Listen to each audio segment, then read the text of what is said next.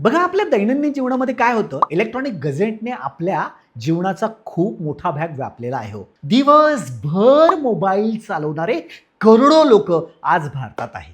त्यामुळे गडबड काय होते, वेळ वाया जातो आणि निष्कारण चुकीच्या गोष्टींमध्ये जे आहेत ना आपलं डोकं खराब होतं. मग याला पर्याय काय आहे? त्या अट्रॅक्शन पासून दूर कसं जायचं?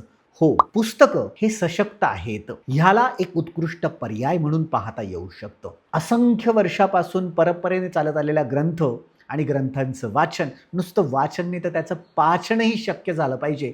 या दृष्टिकोनातून रीडिंग स्किल कसं डेव्हलप करता येईल, कमीत कमी वेळात जास्तीत जास्त उत्कृष्ट वाचन कसं करता येईल, वाचलेलं कायमस्वरूपी लक्षात कसं राहता येईल, त्याची मांडणी कशी करता येईल, जरी ती गोष्ट विसरून गेलो तर त्याचा जो अर्क आहे तो आपल्या वर्तवणुकीमध्ये कायमस्वरूपी कसा सातत्यानं दरवळत राहील, ह्या दृष्टिकोनातून केलेली योग्य पद्धतीची मांडणी म्हणजे वाचन कौशल्य.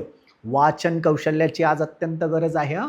कारण मोबाईलचा, लॅपटॉपचा, इंटरनेटचा खूप मोठ्या प्रमाणात वापर म्हणजे बुद्धी खराब होणं.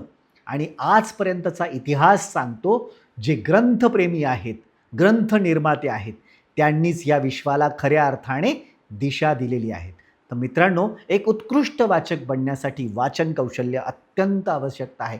आणि वाचन कौशल्य हे कसं विकसित केलं जातं, स्टेप बाय स्टेप कशाप्रकारे आपण त्याला अप्रोच करू शकतो, हे लायन्स माइंडमध्ये आपण ट्रेन करतो बरं का. आजपासूनच मित्रांनो रोज 5 तरी पानं वाचायला सुरुवात करा.